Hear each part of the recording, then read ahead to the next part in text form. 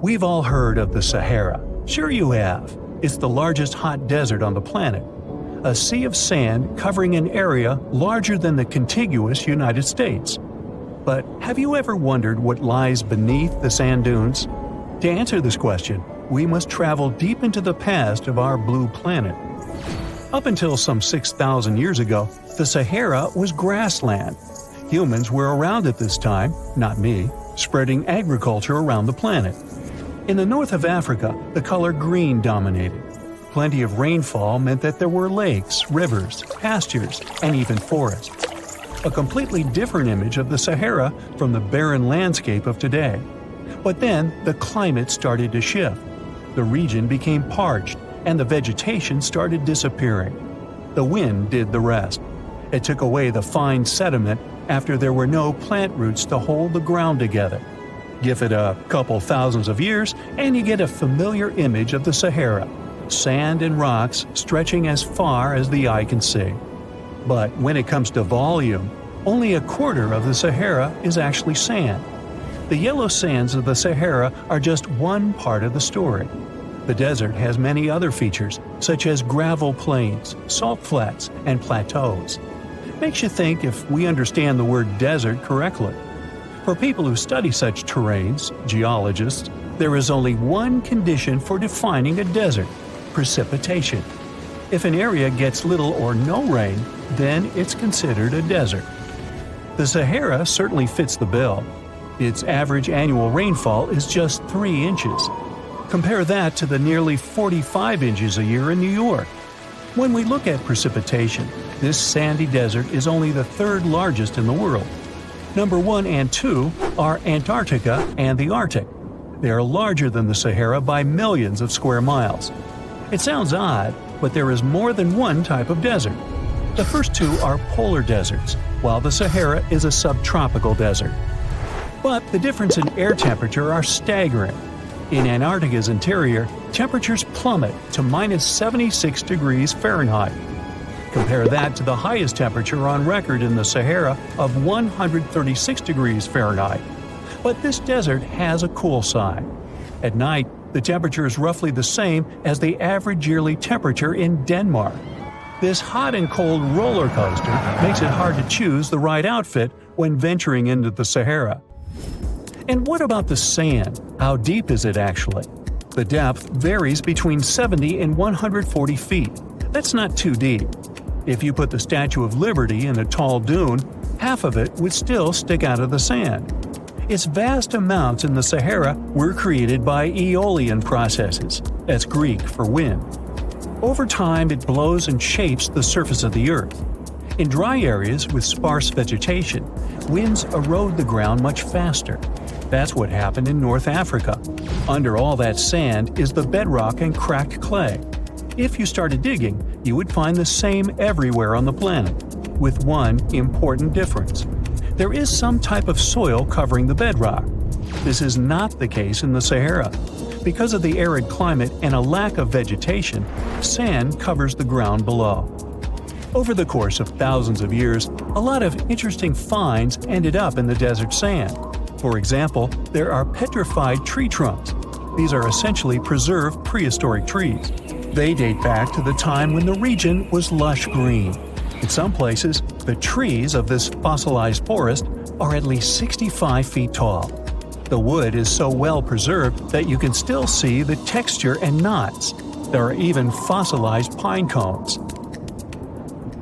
In 1992, scientists found glass fragments in eastern Sahara. These canary yellow glass shards were scattered across hundreds of miles. They didn't belong to an ancient civilization, although ancient Egyptians used them to make jewelry.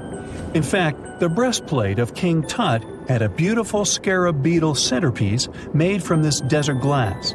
For a long time, scientists were puzzled about the true origins of these fragments. They finally concluded that the glass was around 29 million years old. It is an impact tape. If that sounds like it has something to do with the word impact, you are correct. These rocks are formed when a meteorite hits the surface of the Earth. This generates a lot of heat. Scientists estimate that the temperature needed to melt this mineral was close to 3,000 degrees Fahrenheit. Apart from the regular fine-grained sand, we also have melted sand in the Sahara. But the desert conceals other unlikely artifacts. Shark teeth are a common find in Morocco, which sits in the western part of the Sahara. What are the fossilized teeth of these marine predators doing in the middle of the desert? This part of the world looked entirely different millions of years ago. There was a sea cutting right through what is now a desert.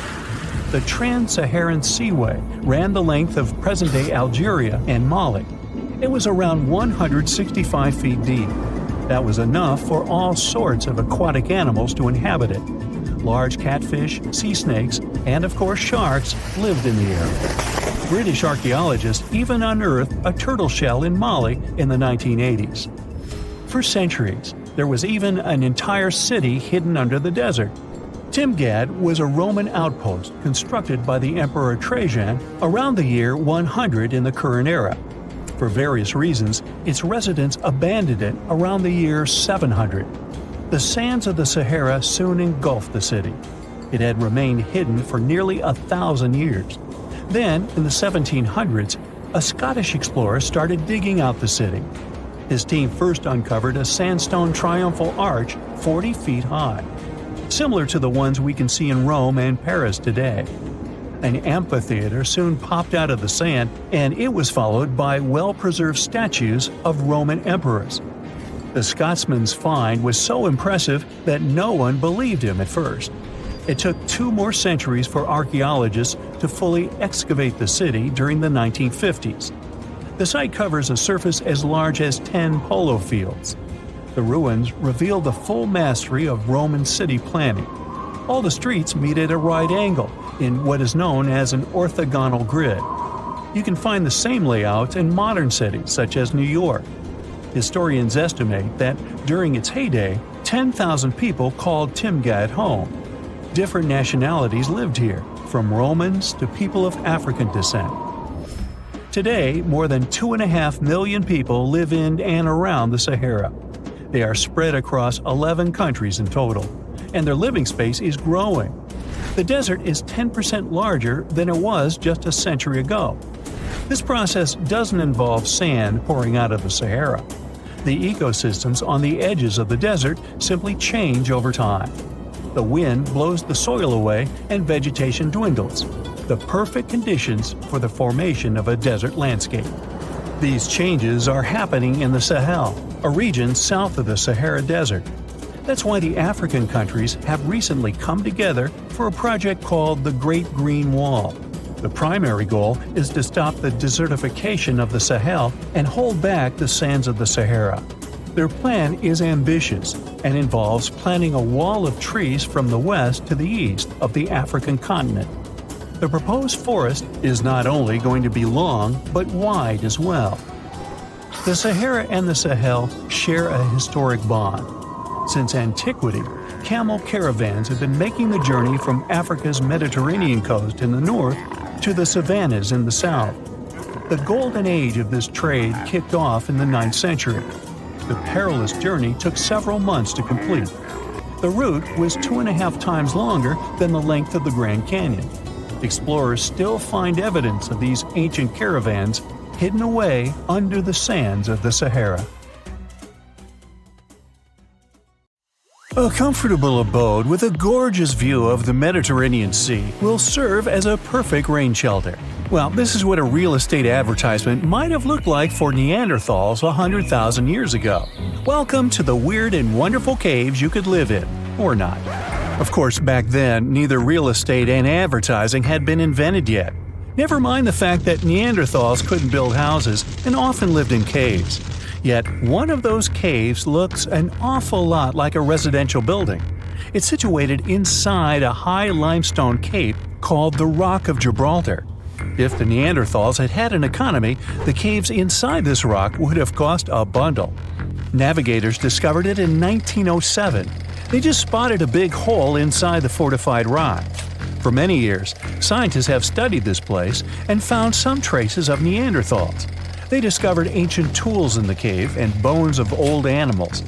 But the coolest thing was, they found 4 caves inside the rock. It was like a residential complex. Neanderthals lived alongside neighbors and helped each other hunt and fish. They created feather decorations and painted abstract drawings on the walls. Imagine our ancient predecessors hanging out in these caves 100,000 years ago. And now, scientists hang out there and study the primeval past of Neanderthals in detail. At the end of 2021, archaeologists uncovered a gap inside one of the caves leading to an unknown tunnel. They crawled through this hole and opened a new space under the cave roof. This place has been closed off from the outside world for over 40,000 years. And it seems it was one of the most prestigious apartments in the entire mountain complex.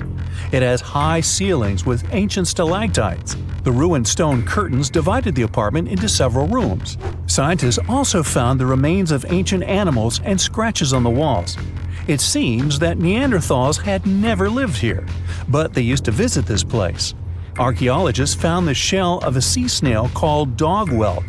One of the Neanderthals brought it here for some reason, but the primary owners of this place were hyenas. These caves show that Neanderthals were closer to humans than to monkeys. They had a way of life and even some customs. There's still a lot of work ahead, and scientists hope to find new rooms inside this rock. Meanwhile, in 2003, archaeologists discovered another early dwelling on the Isle of Flores in Indonesia. Among the green jungle, they found a cave with ancient tools. At first, everyone thought the human ancestors lived here, but then scientists discovered an unusual skeleton of an adult. A thorough analysis showed the skeleton belonged to a 30-year-old woman, 3.5 feet tall, just above the waist of an average adult. The woman's weight was equal to the weight of an adult shepherd. The skeleton didn't belong to Neanderthals or Australopithecines. It was a new unknown species, which scientists called Homo floresiensis, or simply the Hobbit. Also, there were remains of unusual ancient animals in the cave.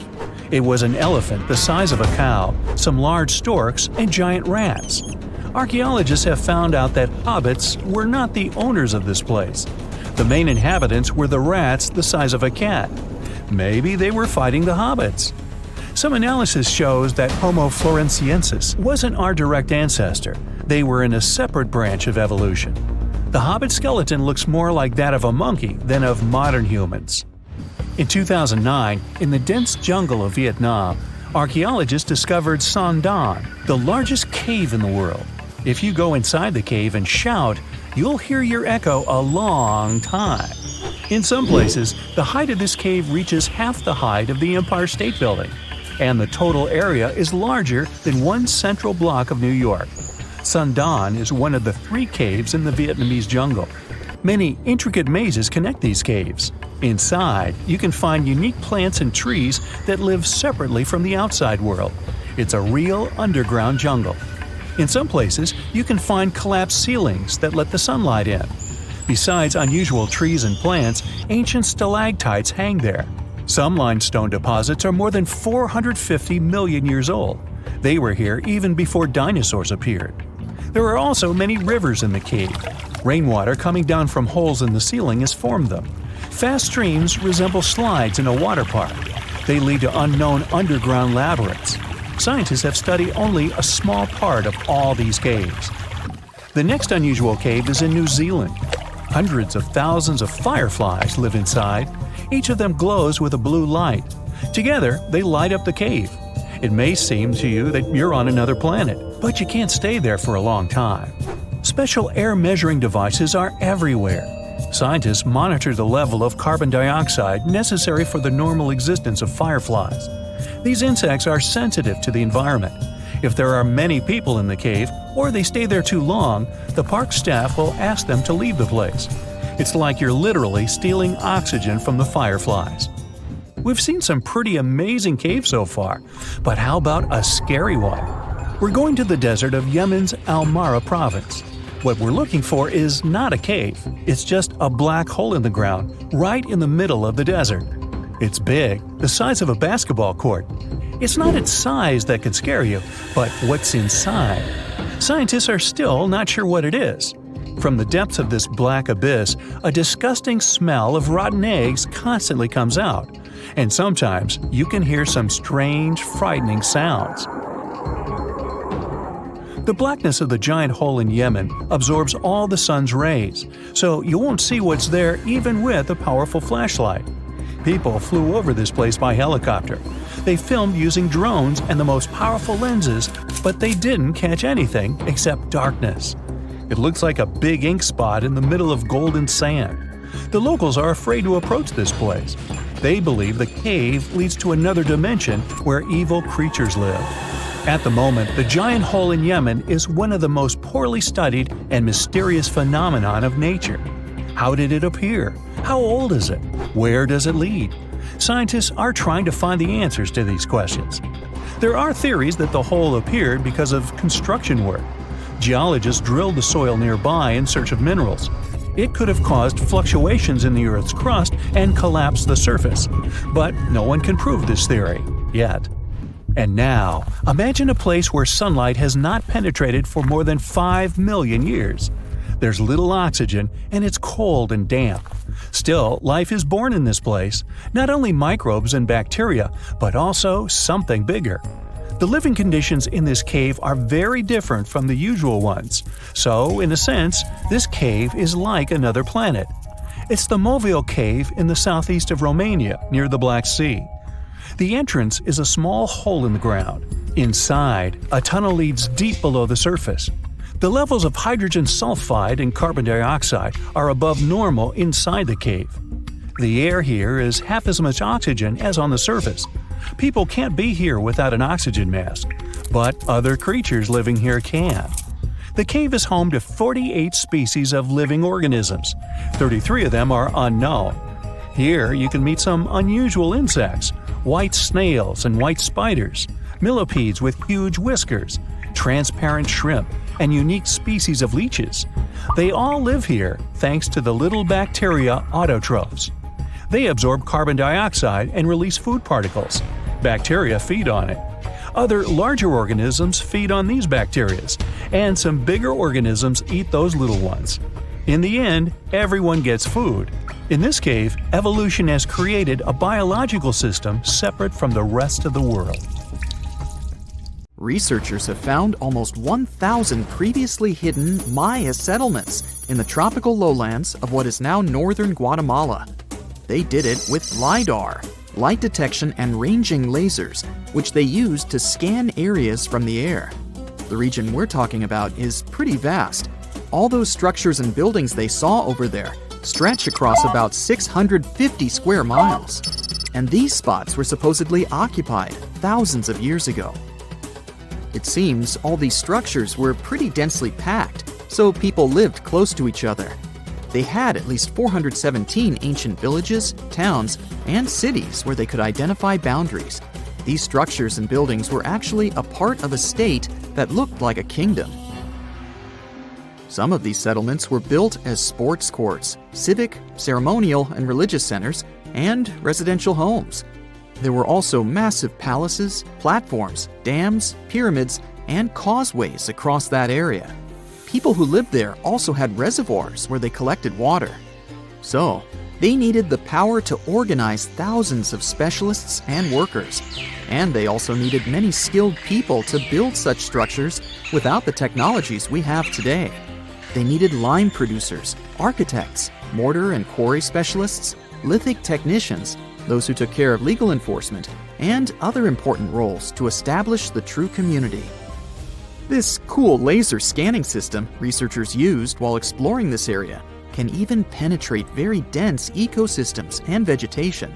The light bounces off different surfaces and then creates a digitally reconstructed map. This map is based on how much time it takes for the pulses to get back to a receiver. So, with this laser system, they discovered there were also lowlands for agriculture. So why exactly did the Mayas settle in this region? It was a specific area. Plus, it was hard to build such an amazing kingdom in a tropical rainforest climate.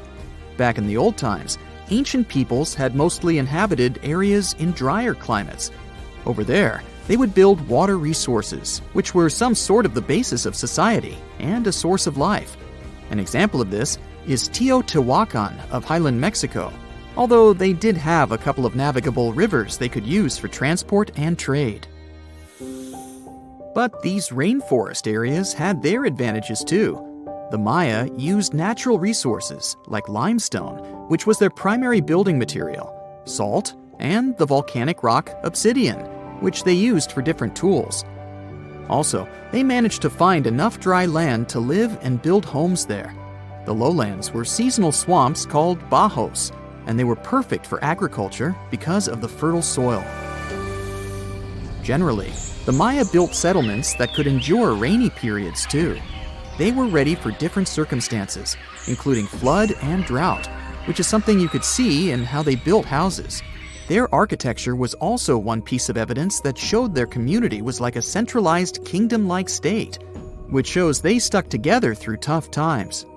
The Mayan Empire was very powerful, and it reached its peak about the 6th century CE. They were excellent at pottery, agriculture, writing, mathematics, and calendars. They were the ones who created complex calendar systems, such as the calendar round, which is based on 365 days.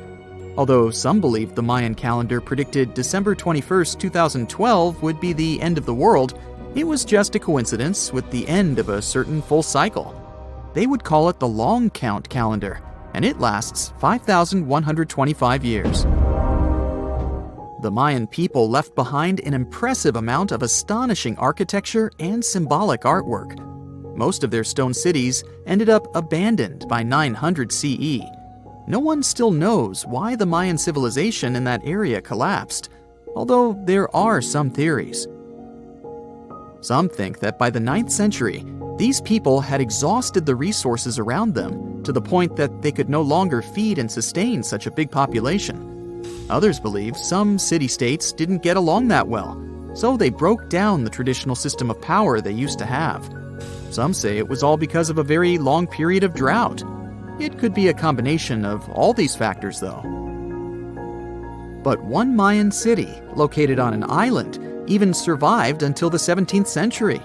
It was long after the rest of the Mayan civilizations had been destroyed or abandoned. If you're a traveler, you might know the town by its modern name, Flores. Scientists believe about 2,000 people lived there. The earliest Maya people were farmers. They cultivated crops like beans, squash, corn, and cassava. As they had many interesting ingredients, they created hundreds of cool recipes. Many of those are still present even today. For example, in modern Mexican cooking. And especially popular are papayas, cacao, avocados, squash, pineapples, chili peppers, beans, and so on. Even though the Maya mostly practiced a kind of primitive type of slash-and-burn agriculture, there is also evidence of them using some more advanced farming methods, like terracing and irrigation. And they were big chocolate lovers. More than 3,500 years ago, the Olmecs of Mesoamerica probably turned out to be the first to realize that it takes some work for us to get such a cool thing as chocolate. But the Maya were the ones who turned it into a true form of art.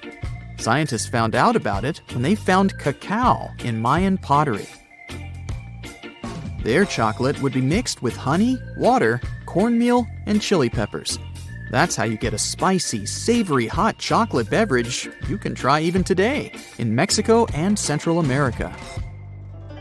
Also, they used written language in their books. Their paper was made from fig tree bark, and using strips of that paper, they created a large library of books. Books made of this material are called codices, and 4 of these can still be found today. Sadly, many books were lost over time because of the humid climate or some human factors. The classic Maya built a bunch of palaces and temples that had a stepped pyramid shape. They decorated them with inscriptions and reliefs, which have earned them the reputation of being incredible artists of Mesoamerica. For the Mayans, flat foreheads were the most desirable thing on someone's face. They were generally really into aesthetics, and having a flat forehead was one of the main things where you could meet their highest aesthetic standard. They also like to glam up their looks with makeup and clothing. Also, the Mayans were master tattoo artists. Actually, they were one of the first civilizations that started doing such forms of body art. They had a rich culture and believed in many things, such as fairies. Many civilizations across the globe believed in these mythical creatures, which had different names everywhere. The Mayans called those creatures aluxes. They would make sculptures of aluxes from wood or clay, take them to the forest, and hide in some secret spots. The Maya believed these sculptures would come to life during the night and take the role of guardians of their land, animals, and crops. The Maya believed caves were entrances that led to the underworld. You can even visit some of these caves if you like. For example, you can explore the jungles of Quintana Roo and Yucatan near Cancun.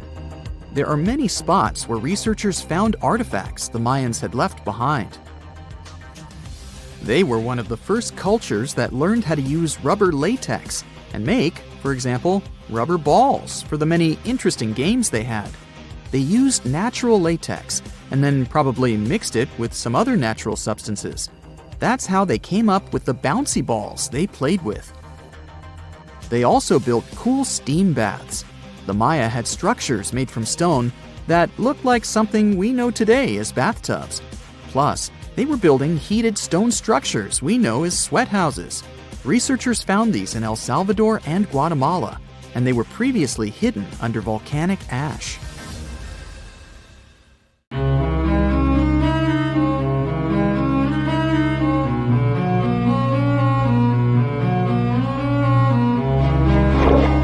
Question for you. Do you think Atlantis could be real? It remains as one of history's greatest mysteries. The legend began with Plato, all the way back in ancient Greece. The tale of a civilization that formed and prospered before our own. Atlantis was supposedly a highly technological society, much like the Mayans.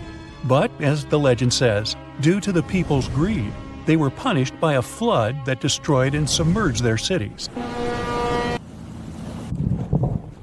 Different theories try to guess Atlantis' location. Some say it was in the Mediterranean Sea. Some say it's beneath the Bermuda Triangle.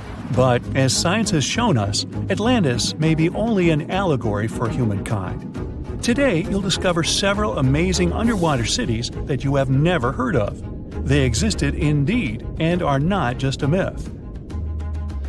We're taking you on an excursion to the underwater city of Baia, which is on the coast of Italy. Known as the Las Vegas of the Roman Empire, Baia was a resort city. The Roman elite traveled there for recreation. Imagine an open-air spa. That was Baia. You can visit the submerged town by scuba diving and get close to that perfectly preserved, magnificent Roman sculpture, a true underwater wonder. You can spot the crumbled temples and buildings through glass-bottom boats. This is a moss-covered museum in Claudio's Nymphaeum. To your left, you can see a collection of classical Greek statues. Swimming down the Via Herculeana, you'll arrive at Villa Aprotio. Villas are Italian-style houses, and here you can admire their original marble floors. Notice the black and white patterns and the astounding shapes they make. Next, you'll arrive at Portus Julius. Can you see the collapsing wall structures at the bottom of the seafloor? You'll see well-preserved columns and limestone floors. Behold the ruins of the thermal baths of Lacus. The remaining multicolored mosaics are something great to see. You'll see their orange, blue, and green tiles if you get close enough. At Pisoni's Villa Pila, you'll see 25 preserved Roman pillars. Notice the arches, the frescoes nearby, and the magnitude of this well-kept treasure. The city was located over natural volcanic vents, so there were hot springs to be used at will. People went there looking to have an excellent time. And when I say people, I mean some of the great Roman emperors we learn about in school: Nero, Cicero, Caesar. But around the 8th century, the city was sacked and the luxurious town was abandoned. Slowly, the water level rose and the city started to drown. You are on a summer vacation off the coast of Greece, 4 hours outside of Athens, in the Peloponnese Peninsula on Pavlo Petri. You dust off your snorkel and head for a free dive on a bright sunny day. Sometime into the dive, you start noticing patterns on the seabed. 13 feet below the surface, the outline of familiar objects starts to appear, one by one. As you continue swimming, what looks like the outline of an entire city emerges before your eyes. You wonder, how could water have taken the whole city? Rocks are perfectly aligned into what appears to be the foundation of a building. Nicholas Fleming, a British oceanographer on vacation in Greece, was the person that discovered Pavlo Petri. He was documenting the seafloor artifacts. The team found the site filled with pots, storage vessels, and tools. A quern stone, for instance, is a tool used for grinding grains and turning them into flour. Multiple amphoras, which were found then, indicate that this settlement dated back to the Bronze Age, 5,500 years ago, when people started living in towns. The settlement is believed to have lasted for over 2,400 years. Pavlo Petri is considered today the oldest submerged town yet found, and it's impressive that it wasn't a simple village. It was a vibrant port city with stone-built buildings, a marketplace, streets, and even squares. Let's continue our exploration and find secrets in other underwater cities. You are diving off the coast of the Ryukyu Islands. Pacific waters are far from smooth. There's a strong current pulling you into the deep sea. Suddenly, you see a huge structure thanks to the sunlight shining down on the seabed. At first, it looks like Machu Picchu's ruins across the globe in Peru. As you approach it, you slowly figure out its form. A pyramid-shaped structure, arches, staircases. It's something that could have easily been a palace or castle. Could this also be a sign of human activity? What you just saw is known today as the Yonaguni Monument. It also goes by the name of Japan's Atlantis.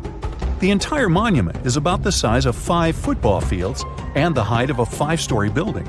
Its most surprising feature is its expansive terraces that host large crowd gatherings. Explorers and scientists believe that Yonaguni dates back to 10,000 years ago. But whether it is a man-made structure or a natural formation is still under debate. For Japan's top marine geologist, Professor Masaki Kimura, Yonaguni is the heritage of a lost civilization. Kimura has dived into exploring the ruins over 100 times over the past 10 years. According to him, there are clear signs of human activity down there.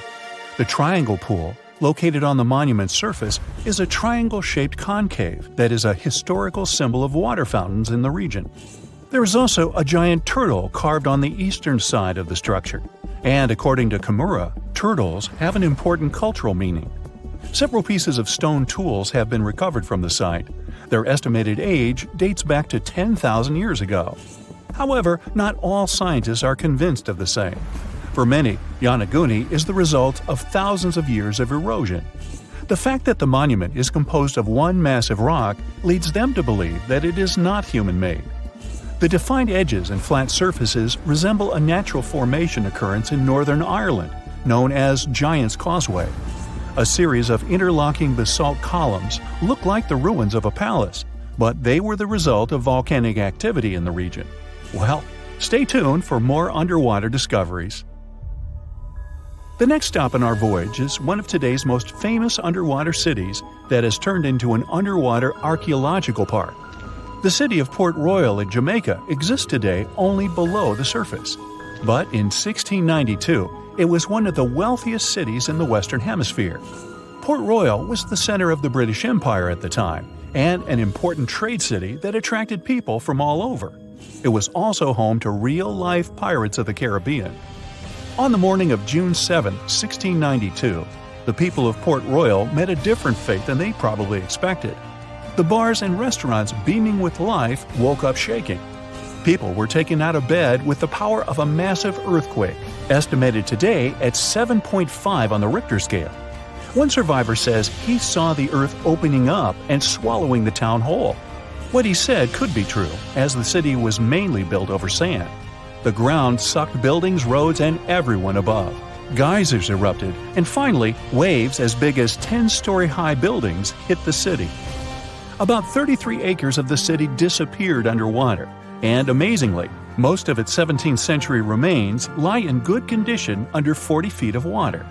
In the ruins, archaeologists have found taverns, storage rooms, kitchens, and recreational buildings used for diverse purposes. You can see a grand lion statue, a submerged bridge, and many picturesque arches.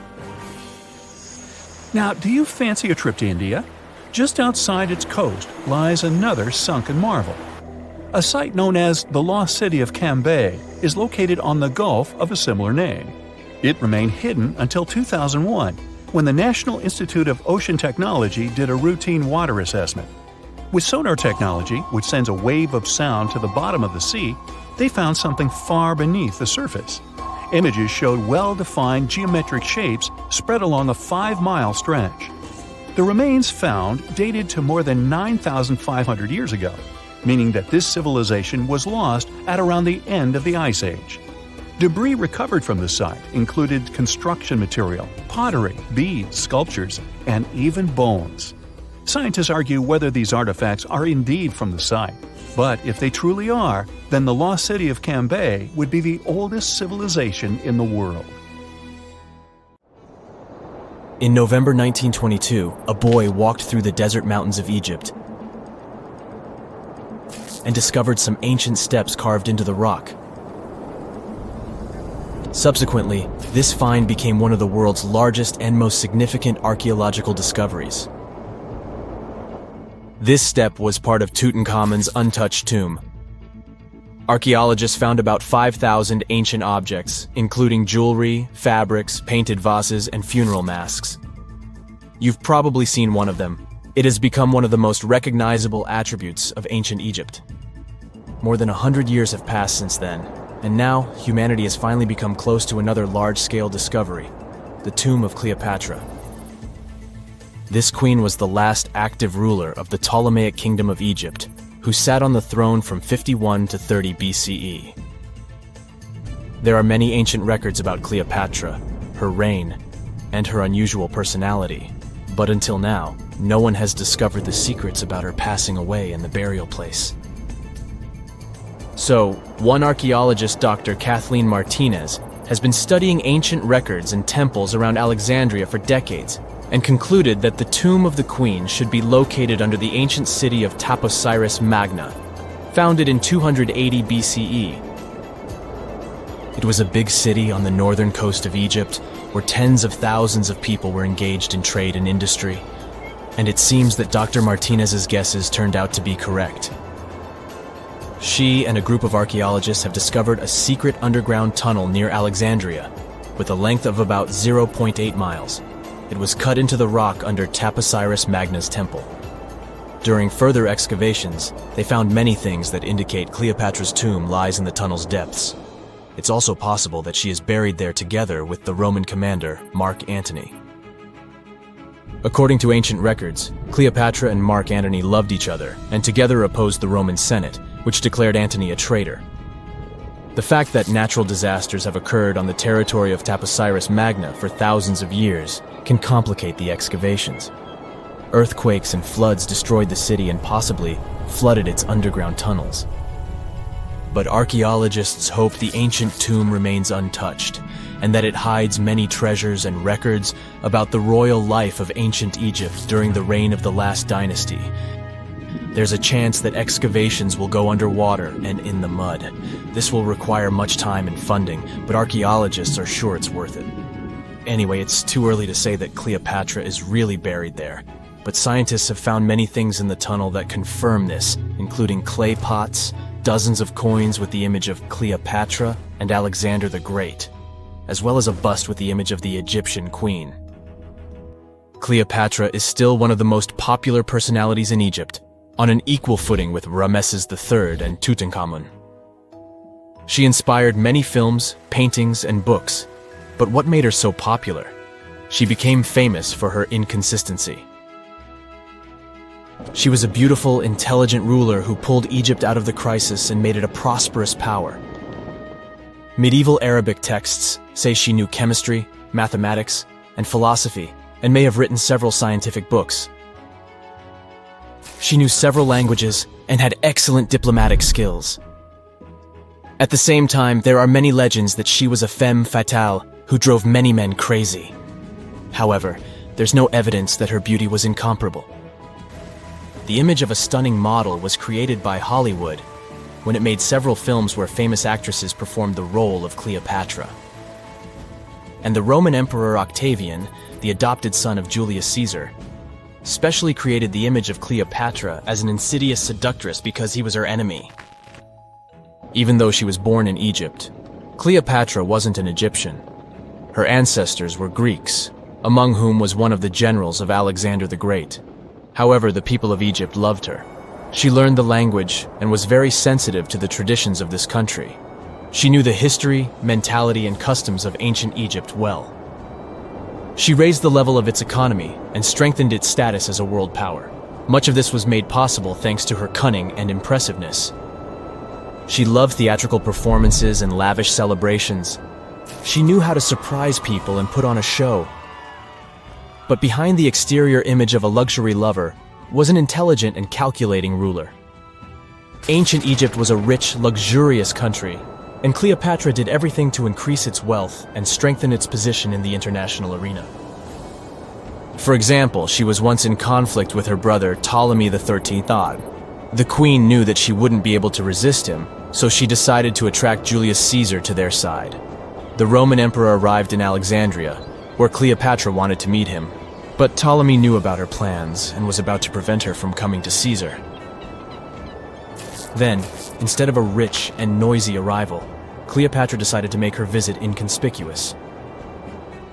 She wrapped herself in a carpet or linen bag the emperor's servants carried into Caesar's private chambers. Cleopatra emerged from the carpet and impressed the Roman emperor with her beauty and determination. As a result, they fell in love with each other and became close allies. After some time, she impressed another influential Roman for diplomatic purposes.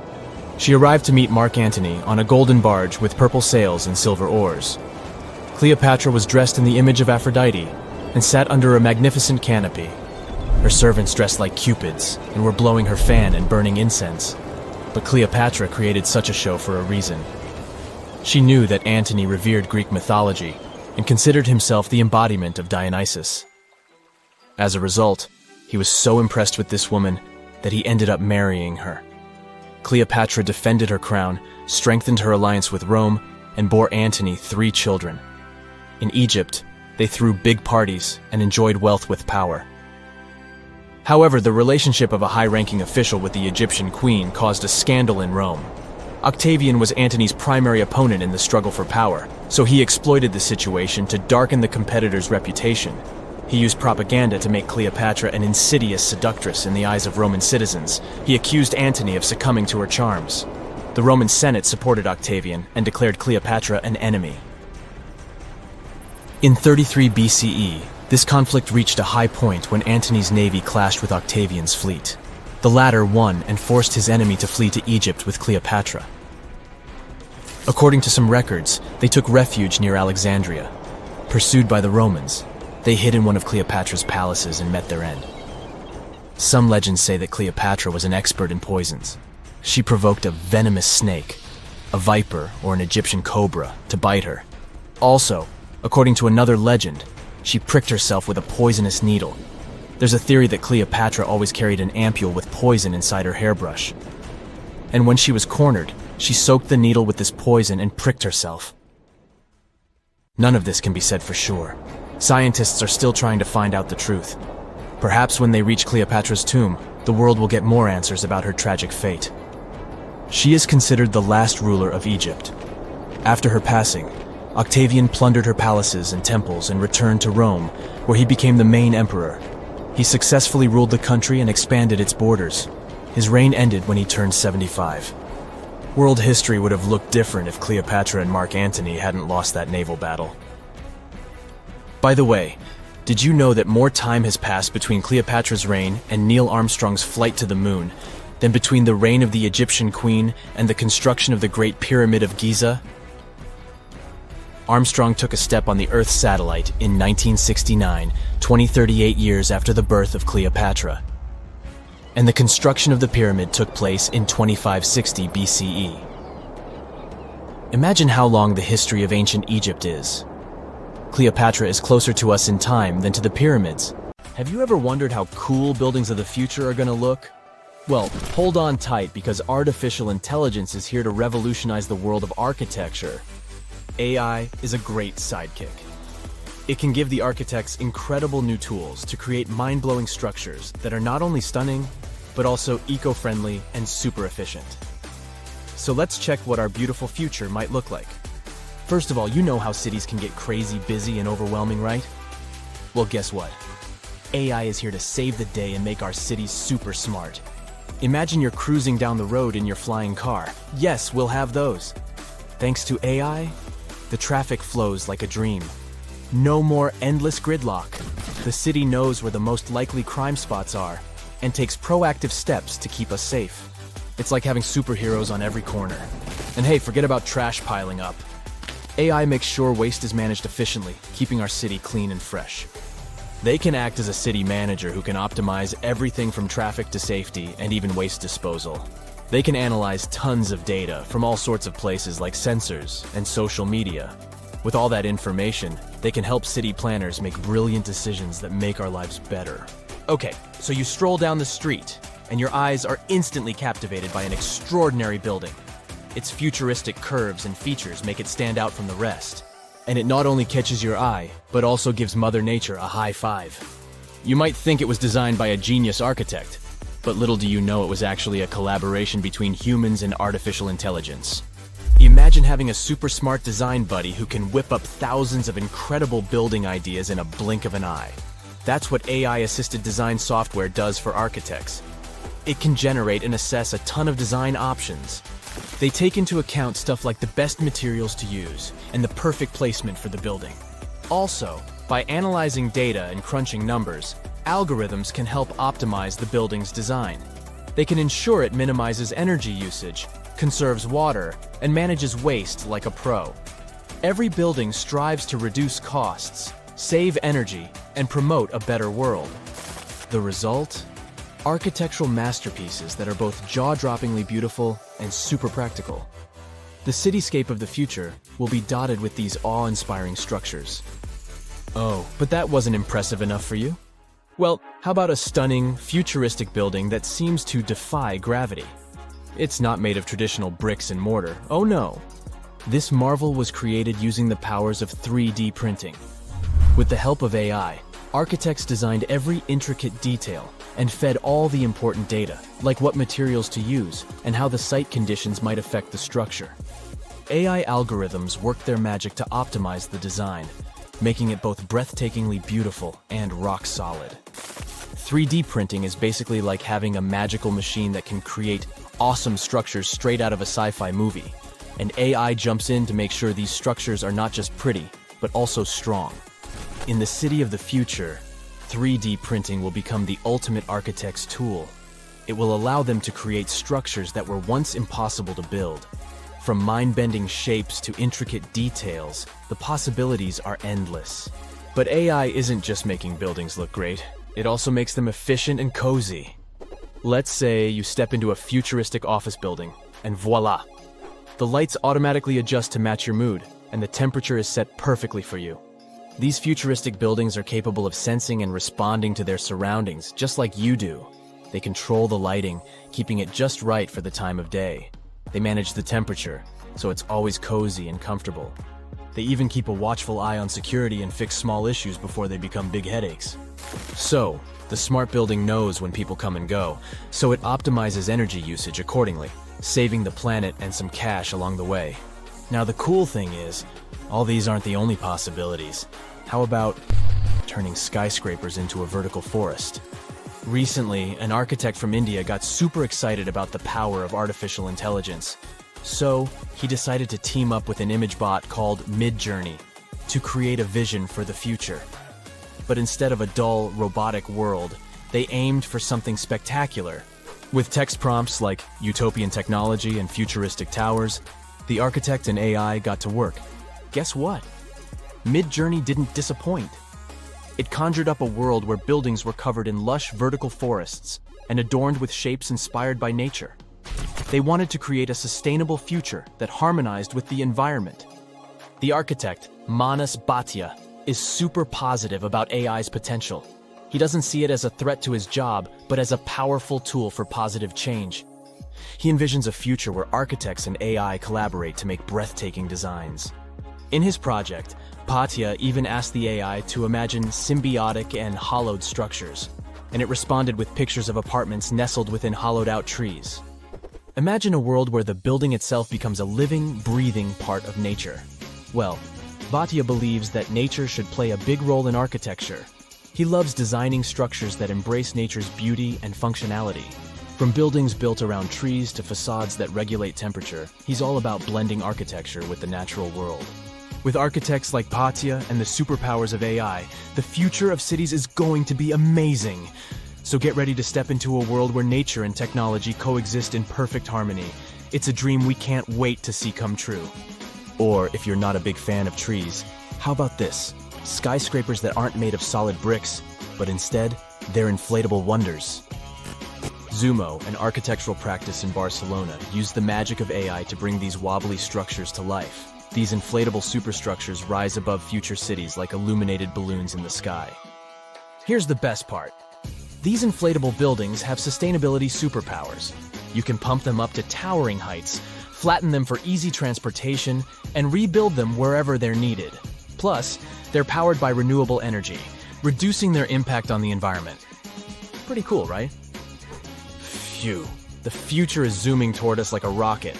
Artificial intelligence can become the secret sauce that makes architects' work extra special. But hey, with great power comes great responsibility. We need to use AI wisely and ethically. For now, we don't have to worry about machines replacing architects. Artificial intelligence still needs a human hand, or else we might end up with buildings that look like mashed up bananas or ice cream cones, unless that's your thing. In addition, humans have one important advantage. They, well, are humans. We need to keep in mind that artificial intelligence doesn't have emotional intelligence. It's a brainy genius, but it can't fully understand the feelings and vibes we humans crave in our spaces. So, we must remember to infuse our designs with that human touch, those warm and fuzzy elements that make us go, "Ah, I feel right at home." And let's not forget that AI is still learning. It's basically just taking its first steps, and we need to be patient and give it time to grow. Rushing things too quickly could lead to wonky designs or buildings that look like a jumbled puzzle. This might look cool if you like avant-garde architecture, but for regular folk, no thanks. So, as the future unfolds at warp speed, let's embrace the wonders of AI in architecture. But let's also remember to balance its brilliance with our own human touch. Together, we can create a future where buildings are not just functional, but also filled with heart and soul. It's an adventure. Imagine that it's the year 2025, and our planet has completely changed. Rising sea levels, extreme weather, and the ocean becoming more and more acidic are just some of the problems people have been dealing with for years. But in one of the world's largest coastal cities, the situation has become too serious. It was a sunny day in June when a massive earthquake shook the city to its core. The ground beneath people's feet heaved and shook, and buildings swayed dangerously. People ran through the streets in panic, trying to find safety. But as soon as the ground settled, the inhabitants of the city realized the real danger. A wall of water, almost 100 feet high, was rushing toward the city, propelled by the force of the earthquake. The tsunami hit the city with unimaginable force. Entire neighborhoods were wiped out, and thousands of people lost their lives. But here's where things get interesting. In the aftermath of the disaster, the city's authorities realized that they couldn't just rebuild the city as it was before. They needed to be better prepared for the next potential disaster. And so they came up with an incredibly ambitious project to build an underwater city. The goal was to create a self-sufficient, sustainable city beneath the ocean's surface that could withstand any natural disaster. The underwater city would be powered by renewable energy, using tidal power and underwater solar panels. It would be designed to withstand extreme weather and would have its own emergency response systems. The project attracted some of the world's top scientists, engineers, and architects. They worked tirelessly to design the city and carefully considered every aspect of the project. The underwater city would have everything that a typical city had, from schools and hospitals to stores and restaurants. There would be underwater farms where fish and other marine creatures could grow. The city would even have its transportation system, advanced submarines, and underwater tunnels connecting different parts of the city. The project became a shining beacon of hope for people. It showed that even in the face of disaster, we could come together to create something amazing. But as time went on, the project no longer seemed so perfect. The cost of the project turned out to be higher than planned. There were also concerns about how long such a project would exist. After all, the ocean is very unpredictable. And still, the team of scientists and engineers never gave up. After years of trial and error, they finally created the perfect underwater city, a marvel of engineering, a self-contained ecosystem that could sustain people indefinitely. The buildings were constructed from a material that could withstand the immense pressure at the bottom of the ocean, and the city itself was powered by a network of advanced hydroelectric turbines. It wasn't long before the first wave of colonists arrived at the underwater city. There were different people in this group, and each of them had their own reasons for choosing to live in this new world beneath the waves. Some were adventurers seeking a new world to explore, while others were hoping to escape natural disasters raging on dry land. But despite their differences, all these people shared a common goal: to build a new society, one that was in harmony with the natural world. The underwater city flourished, and new discoveries were made every day. The colonists developed new technologies and ways to tame the power of the ocean. They learned to farm the sea and started cultivating underwater gardens that provided them with a steady food supply. But living underwater was challenging. People felt isolated and even claustrophobic. The situation came to a head when a group of activists started to protest against the city's expansion plans. They argued that the underwater city was a threat to the environment it was meant to protect, and that the colonists should focus on reducing their impact on the delicate underwater life. The protests sparked a heated debate among the colonists. Some of them argued that the survival of the city depended on its growth and expansion. Others claimed that the city needed to prioritize the protection of the environment above all else. In the end, a compromise was reached. The city would continue to expand, but the main priority would be sustainability and a responsible attitude to nature. The colonists would do their best to reduce their impact on the environment by using new technologies and following strict conservation rules. And they would also remember the importance of protecting the ocean and its fragile ecosystem. Years went by, and the underwater city continued to thrive. New generations of colonists were born, and they grew up in a world entirely different from the one their ancestors had known. They never saw the world on the surface, but appreciated the beauty and complexity of the underwater world they called home. And as the years passed, the city became a symbol of hope for a world struggling with the devastating effects of climate change. It showed that despite all difficulties, people could come together to create a better world. It is a reminder that the future is not set in stone, and that we can build it sustainably and in harmony with the natural world. So, imagine you're 15 and you get bored of playing video games. Instead, to pass the time, you decide to give some attention to an old hobby of yours, tracking down lost Mayan cities. You've heard that some ancient civilizations are said to have built entire cities based on constellations, so you decide to check out whether that was true for the Mayans. You find a book containing all the constellations the Mayan civilization believed to exist. You open good old Google Maps and map every ancient Mayan city discovered to date. You start seeing that this information actually matches. And truly, the biggest ancient Mayan cities correspond to the brightest and biggest stars of the Mayan constellations. Okay, this is getting interesting. You manage to map out over 100 ancient cities when you suddenly notice something strange. There's an area in the Yucatan Peninsula in Mexico where archaeologists have unearthed 2 Mayan cities. But on the constellation map, there are 3 stars. Could this mean there is a long-lost city waiting to be discovered nearby? You might think this sounds too daydreaming, but the story is actually true. The previous account happened to a Canadian teenager named William Gaddery. The boy is known as a science genius and had even won an award for the constellation theory we presented just now. When he noticed that a 3rd city was missing from the 23rd constellation he was examining, he began to scour the internet for satellite pictures that could help him solve this mystery. He looked into images from NASA, JAXA, a Japan-based satellite company, and Google Earth. These images were still insufficient to answer his questions, so he reached out to a friend inside the Canadian Space Agency. His friend provided him with state-of-the-art satellite imagery that gave him the answer he was looking for. According to the images, there is a large square area right on the border of Mexico and Belize, which looks like the remains of a city.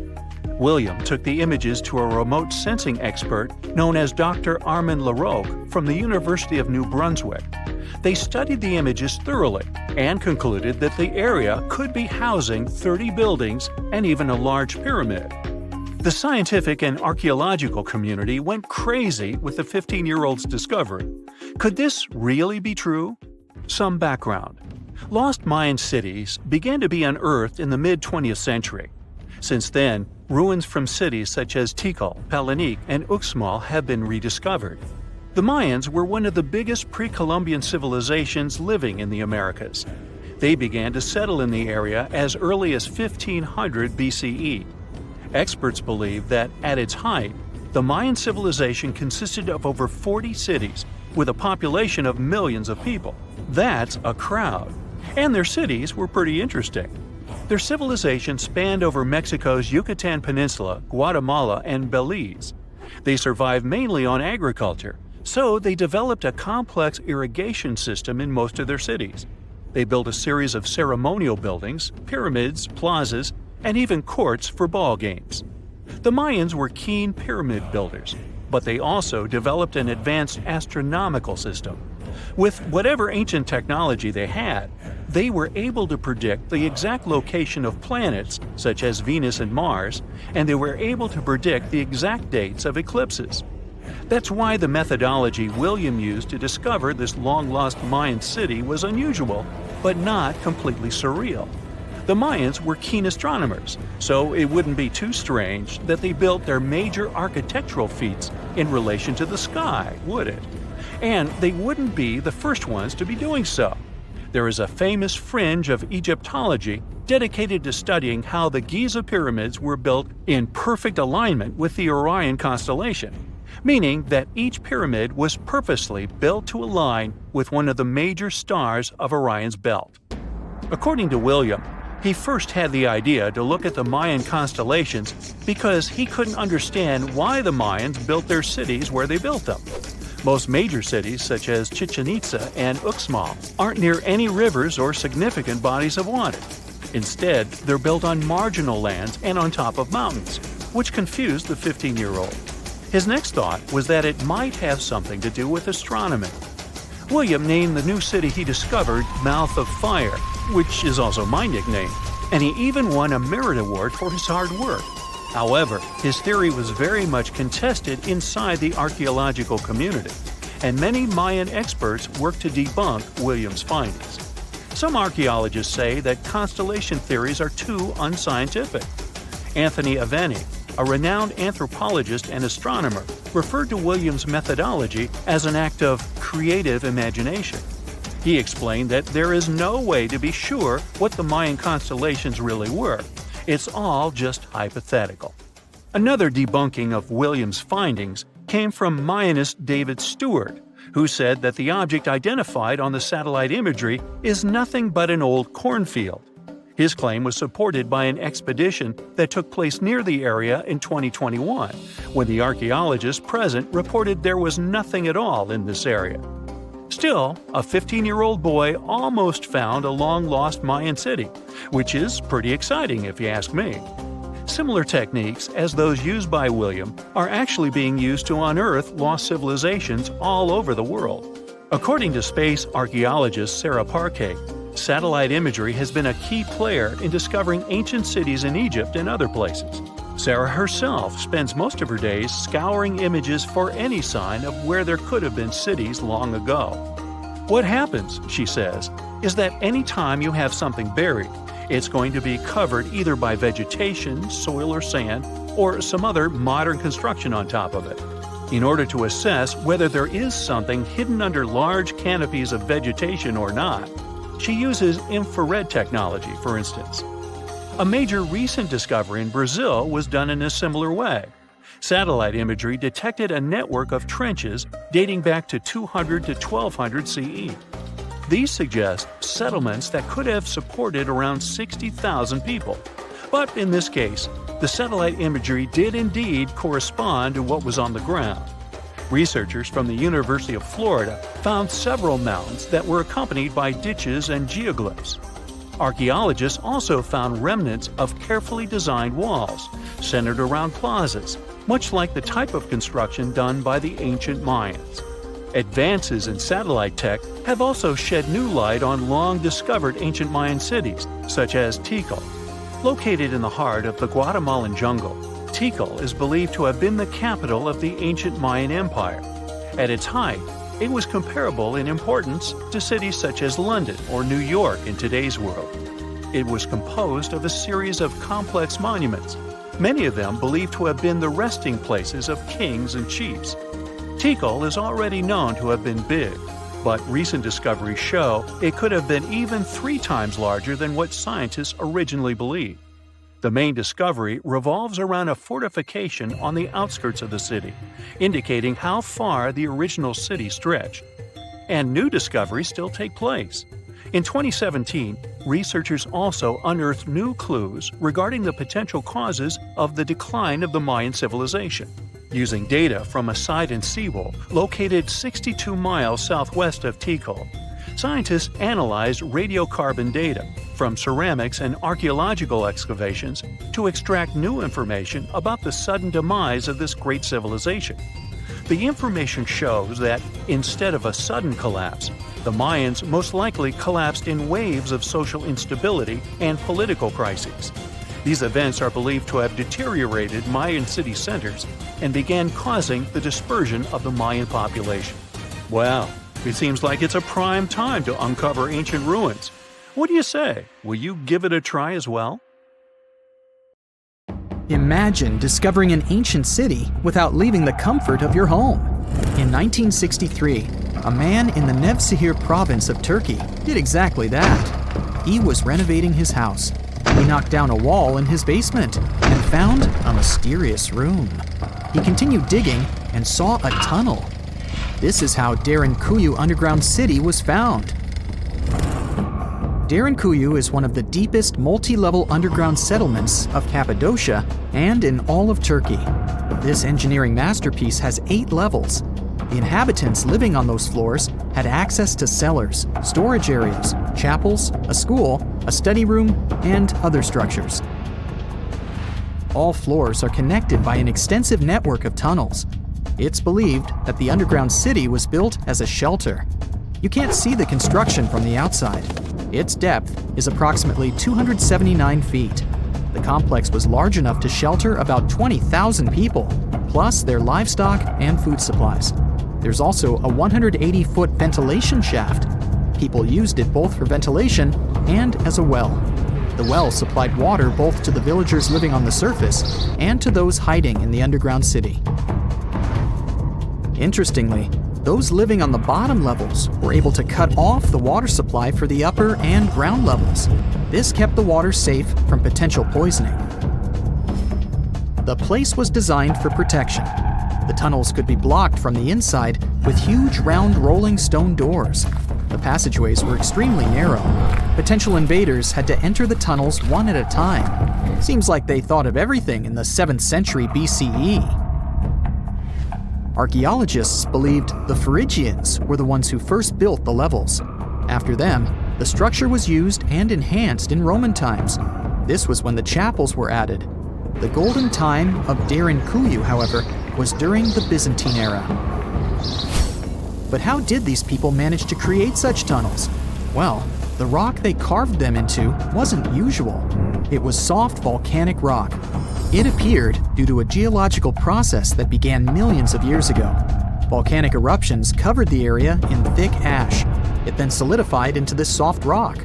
When the natural forces of wind and water eroded softer parts, only hard elements remained. Fun fact, fairy chimneys are also made of intricately shaped volcanic soft rock, but they formed naturally without any human intervention. I'm still in Turkey, but this time, my destination is Kanekale, where a myth came to life. For 3,000 years, people believed that Homer's Iliad was fiction and that Troy never existed. In 1863, everything changed. Expatriate Frank Calvert discovered ancient ruins in western Turkey. He was convinced they belonged to the ancient city of Troy. Heinrich Schliemann examined this area in 1868. That's when Troy saw sunlight again after all those centuries. Troy has complex layers. Over the years, 9 ancient cities were built on top of one another. Historians say that the area was strategically located between Europe and Asia, so it became a prosperous trade and cultural center. This strategic position made Troy attractive throughout history. After the Trojan conflict, the city was abandoned between the years 1100 to 700 BCE. Then Greek settlers rediscovered the area, and Alexander the Great ruled there. The Romans then invaded the city. Speaking of this event, the first thing you would see when visiting the site is a replica of the wooden Trojan horse from a movie shot in 2004. The next stop is Lothal. In the 1950s, Lothal and several other Harappan sites were discovered in India. These new provinces extended the boundaries of the Indus Valley civilization. Lothal was an important part of the Harappan civilization. It had vast cotton and rice fields. Plus, it had a bead-making factory. Beads were made from semi-precious stones, like agate. Many of these beads were later found in Mesopotamia, which serves as evidence that Lothal was a thriving trading port. Archaeologists believe that the city was part of an ancient trade route. Traces of agriculture? Check. Traces of trade? Check. What else? The remains of residential buildings, streets, bathing pavements, and drains. Some real city planning, and impressive examples of early urbanization. The town was well constructed. They were modern houses. Some of them had 6 rooms, bathrooms, a large courtyard, and even a veranda. Lothal also had the world's oldest known dock. It linked the city with the Sabarmati River and the trade route. The ancient Mayan city of Calakmul is located in southern Mexico in the tropical forest of the Tierras Bajas. From 500 CE to 800 CE, Calakmul was home to over 50,000 people. There was a central plaza surrounded by outer districts. And if we count both the inhabitants of all those outer areas and those who lived in the center, Calakmul had a population of more than 1.5 million people. It was a city that was habitable for 12 centuries. It's believed that the place had more constructions than any other excavated Maya settlements in the region. After 1000 CE, the Maya civilization there faced a downfall. The settlement that was once the center of Mesoamerica was almost completely abandoned. The ancient city was at the heart of the second largest tropical forest in America. The site is well preserved, so today, if you were to visit it, you would be able to picture what life looked like in ancient Mayan times. The city remains include architectural complexes and sculpted monuments, defensive systems, quarries, water management features, agricultural terraces, massive temple pyramids, and palaces, not to mention a variety of body ornaments and other accompanying objects. It proves that complex state-organized societies lived in this tropical forest. The Mayans depicted nature in their paintings, pottery, sculptures, rituals, and even food. I'm moving on to a place people thought didn't really exist. The city of Thonis Heraklion appeared only in a few inscriptions and ancient texts. Turns out, it was waiting to be discovered for thousands of years. Scientists searched the majority of the coast of Egypt. But then, archaeologist Frank Gaudio and his team detected a colossal face looking at them from under the water. The ancient city of Heraklion was discovered completely submerged 4 miles off Alexandria's coast. In the ruins of the lost city, there were 64 ships, 700 anchors, and a treasure trove of gold coins. Archaeologists consider a 16-foot tall statue and the temple remains the most important findings discovered by the expedition. Back then, the city had ceremonies and celebrations that took place in the Temple of Amun. The ruins and artifacts were made from granite and diorite, so they were in good condition even after having been in contact with water for centuries. They give people a glimpse into what life was like 2,300 years ago in one of the most important trade ports of the world. The city had a network of canals. You can think of it as an ancient Egyptian Venice. The canals linked many separate harbors and anchorages. Towers, temples, houses, and other structures were also linked by bridges.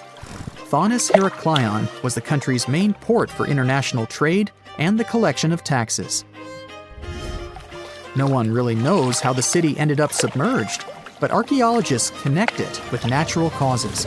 At the end of the 2nd century BCE, most probably after a flood, Heracleion got covered with water.